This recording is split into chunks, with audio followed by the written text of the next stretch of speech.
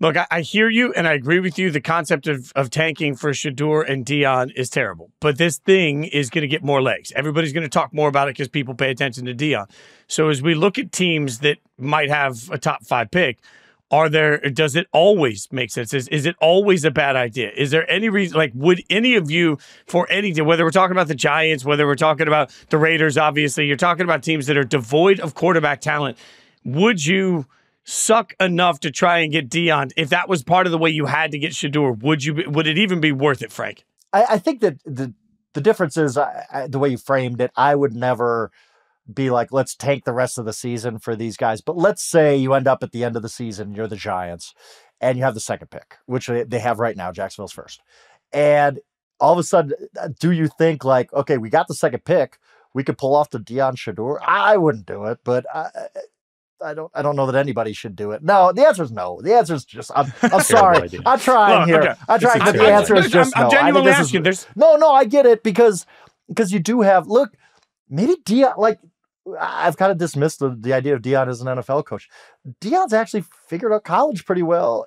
Not having really he didn't work up the ladder or anything. Maybe he could be this. Look, other coaches without the X's and O's expertise, Mike Tomlin, Harbaugh, all them, John Harbaugh, not Jim, they've figured out the NFL and how to be a CEO, head coach. But I'm going to say no to all this, but I guess there's some window where you're like in 5 years, we're like, oh my God, Dion and Shedeur just won a Super Bowl together. I guess there's some like fantasy land where that happens. It's just not a road I'd be going down. You have to prepare for the worst. And this is a psycho dynamic. If you're an NFL team to go, okay, let's go ahead and go get Dion, who's not like any other coach, right? He's not. Nope, not like any other coach in college. He's not like any other coach in college. He's one of one. He talks. He is a celebrity. Like he's an absolute celebrity. He talks. Everybody listens, right? He's on 50 million commercials. Social media all day, every day. Social media. Yeah. I mean, like he will fight with reporters, all these. So just from a coach standpoint, he alone, you really have to sit there and measure and think like, okay, like, are we prepared for this? You know, everything that this brings along. And then you're going to say, let's put his son as our starting quarterback in the NFL, where grown men in the locker room, when his son makes mistakes, are going to go, can I go to a coach about this? What about our leadership council? Can we talk about Shedeur having problems? Like, what does that do? What's our relationship like with Dion? If we have criticisms of his son and we think his son's not getting it done, could we actually have our voices heard? What if, let's say the coach fails. Let's say Dion is not the guy, but Shedeur plays reasonably well. What happens if you have to fire Dion but keep Shedeur? What happens if Dion does a good job, but Shedeur is just not cutting it? And you got to move on from the quarterback. Yeah.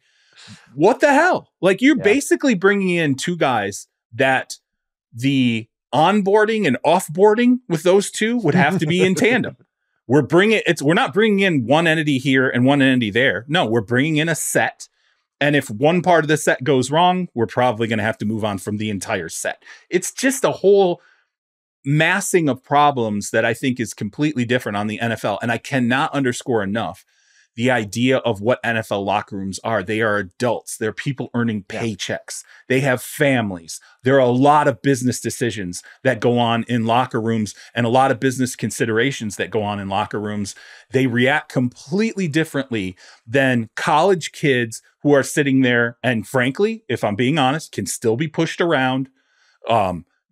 Parents who can still be silenced, all these different things that happen on the college level, because they're not 100% professionalized. They're semi-professionalized now, but they're not 100% professionalized.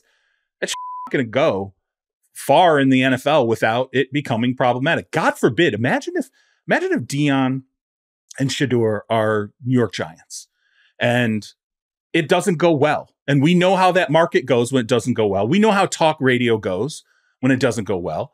I give you one player who speaks out anonymously against either Shedeur or Dion. You can't tell me that organization would not be turned upside down trying to figure out who was the guy, because we got to get him out of here. I think it is a mess waiting to happen. And I'm sure a lot of us should be rooting for it. And if it's a mess that's going to happen, we should be rooting for Dallas. We should be rooting for it happening in New York. We should be rooting for it happening in one of these places where it's just going to be, it's the sun at the center of the universe. And we stare at it for, 16 hours of the day, or 10, 15, 14, 12 hours of the day. It's unreal. I can even talk about this. It makes my palms sweat even thinking about it as we're sitting here. But that's the onboarding, offboarding portion of this is the smart part of the conversation that I haven't really heard anybody focus on. And it's very real, and it makes a lot of sense, and that's something that the organization has to consider. It is interesting, too, the way you say it. Like, you have to prepare for the worst case in these situations.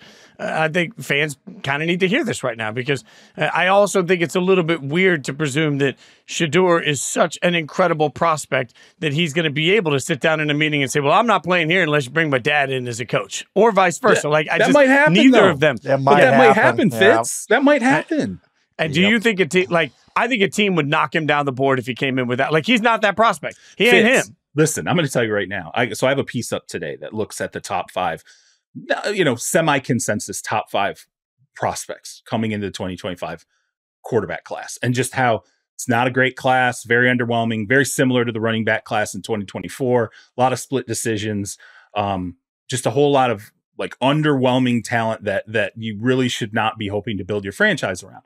And I will tell you, when you talk to people about Shedeur, it does not go very long in the conversation where they go, and then there's the other baggage. And the other baggage they're talking about is being honestly afraid of Deion, afraid of, if we draft this guy, and they're not thinking in terms of we draft this guy and then we bring Deion in to be a coach. They're thinking, look, if we just draft this guy, how often are we going to be criticized for what the scheme is, how we're bringing him along, the surrounding players around him, every other thing. Like it's this whole extra element of outside chaos that I think teams are clearly thinking about when you look at him as a prospect. What are you inviting in? This isn't like, teams get annoyed at when they have players whose dads like post some nebulous thing on social media. Here's a clip of, Rome Odunze's dad being wide open. Yeah. Or Rome Odunze's dad being like, here, like showing all these routes where Rome Odunze's open, and the Bears are like, geez, like, really, man, we got to do it. Like, come on, man, what are we doing here? And this is totally different. Like, Deion's not going to be subtle. Like, someone going to ask Deion about something, he will just straight up say it. Just like Deion said, I want, like, look, you said, and I'm paraphrasing here, make sure his kid ends up in the right place. He's not going to be in the wrong place. And I personally, I don't have a huge issue. Look, Archie Manning did it. It's not like we haven't seen it in the past.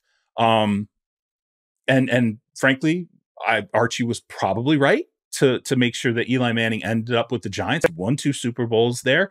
The Chargers were a mess. AJ Smith with the Chargers at that time, may he rest in peace, was a spicy guy.